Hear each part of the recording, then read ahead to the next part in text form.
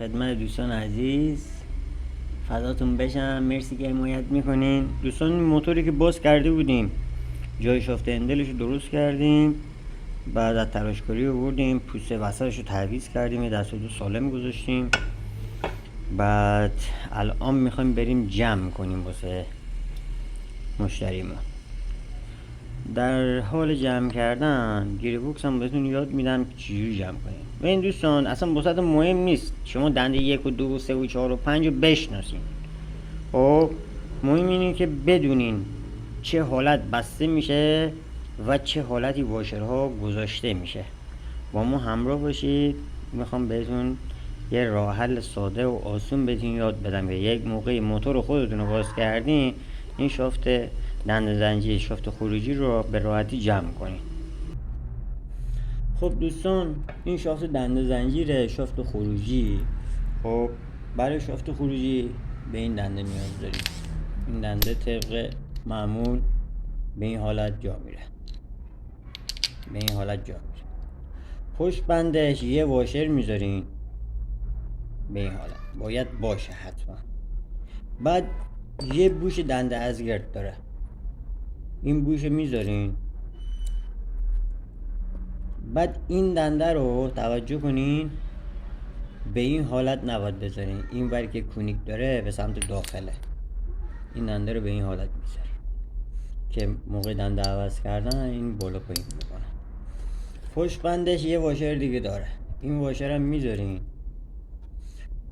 پشت بند این واشرها رو که میگم بذارین، این واشرها واسه به هم نخوردن دنده هاست، کار خاصی انجام نمیده ولی باید بذارین. بعد این بوشو میذارین، این دنده ارزگردم که فرقی نمیکنه، هر طرفی بذارین هیچ موردی نداره. میذارین سرش هم یه واشه پم میخوره میره روش.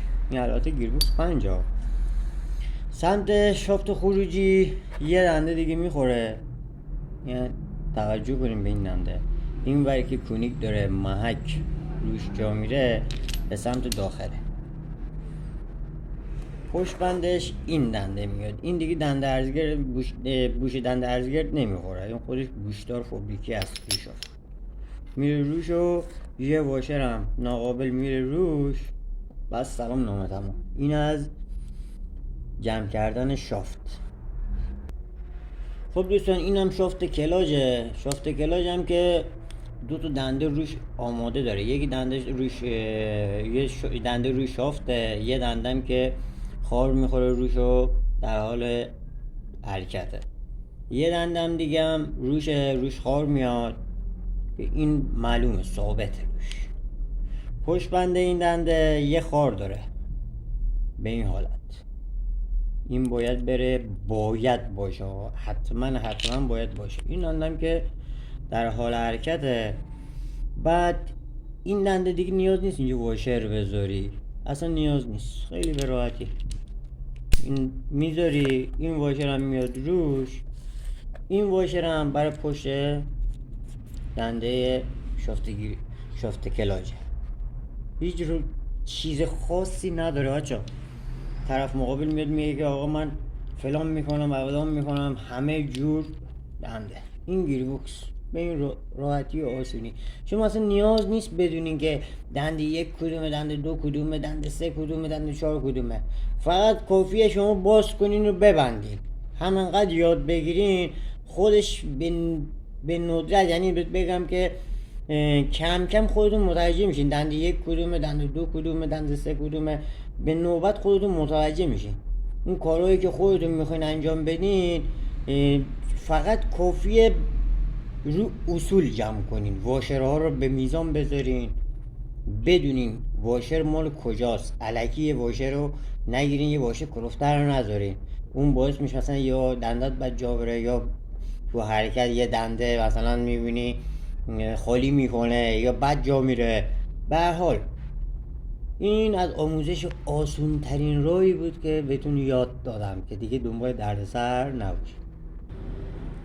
خب دوستان ببین بهتون اون سری هم گفتم که هر وقت خواستین گیربکس جمع کنین حتما این فنر هندل رو عوض کنین. این فنر هندل رو دلیل این که میگم عوض کنین میدونین چیه؟ شما داخل فنر رو قشنگ نمیتونین ببینین، یه ترک ریز داشته باشه، فردا بستین هندل زدین امکان داره این فنر رو بشکنه. به خاطر این میگم عوض کنیم، وگرنه فنرهای اصلا جنسشون هم خیلی خوبه، خیلی مدت هم کار میکنه، ولی حالا دیگه به شانس دیگه من عوض میکنم، چه سالم باشه چه خراب باشه عوض.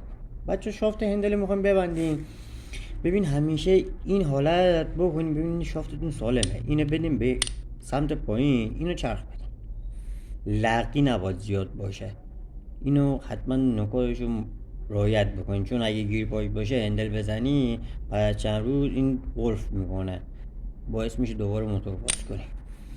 شافت جمع کردن هم که این واشر اول میذاری، شافت هندل و این فنر بعد یک گوشی داره اون خودش کونیک داره میری توش و بعد سلام نامه دارم. خب دوستان، گیری بوکس میخواین روی پوسته جا بذارین، من از این پوسته وسطی استفاده میکنم، بعضی از اون پوسته سمت شماره استفاده میکنم، من از این ور راحت دارم. ببین گیری بوکس به این حالت شافت خروجی این بر ورودی هم این بر خیلی به راحتی هم جا میره، اصلا هیچ دردسری هم نداره، دنبال دردسر هم نباشین، خیلی به راحتی هم جا میره، دنبال هیچی هم نباشین، اصلا سخت نگیرین کاراتونو. دوستان گیری بوکسی که جا گذاشتین موقع دنده که میذارین توجه داشته باشین اینجا گشاد نباشه، یا اینجا خورده نباشه یا اینور خورده نباشه، اینا باعث میشه که تو حرکت دنده بد جا بره یا خالی بکنه یا اصلا دنده جا نره یا گیر بکنه. مارک اولی که قسمت پایین وصل میشه برعکس همه مارک‌های دیگه است.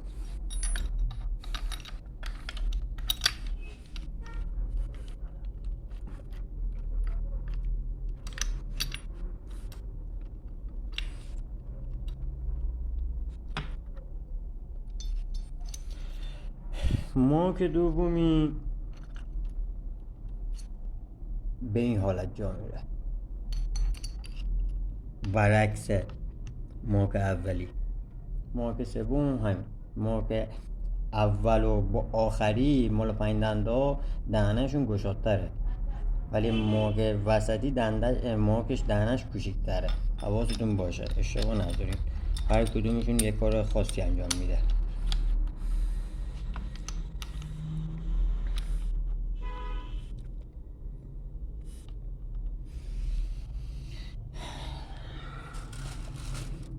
بعد که این پیم است و وقتی که مارکا رو گذاشتیم روی توپی سوار شد دیگه با خیال راحت.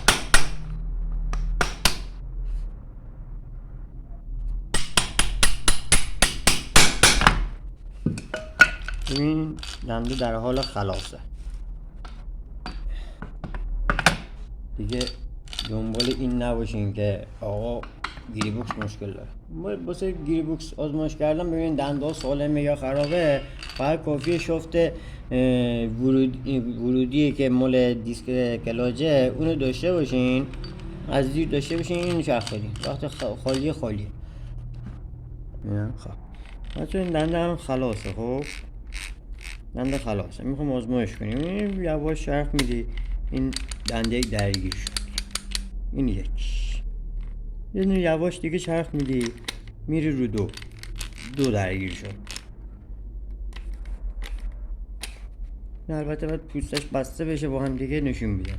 این 3 تا، اینم 4 تا، اینم 5 دنده جا رفت. کلا دنده گیری بوکس کلا هیچی نداره که شما بخواید بترسین، مخصوصا هوندا طرف آقا گیری بوکس باز بشه فلان، گیری بوکس باز کردن و بستن هیچی داخلش نداره، فقط باید بدونی دنده ها مال کجاست، بشناسی دنده ها رو، بدونی واشرها مال کجاست مال کجا نیست. دمتون گرم. خب دوستان ما گیری بوکس رو جمع کردیم، گیری بوکس صحیح سالم شاتون میلنگش جا گذاشتیم، الان میخوایم بریم برای بستن دیصفحه کلاج. در این پست رو اپلود میکنم برای ادامه کار، من واسهتون یه پست جدیدتر میذارم برای ادامه این کار. ممنونم که لایک میکنین، حمایت میکنین. مرسی، ممنونم.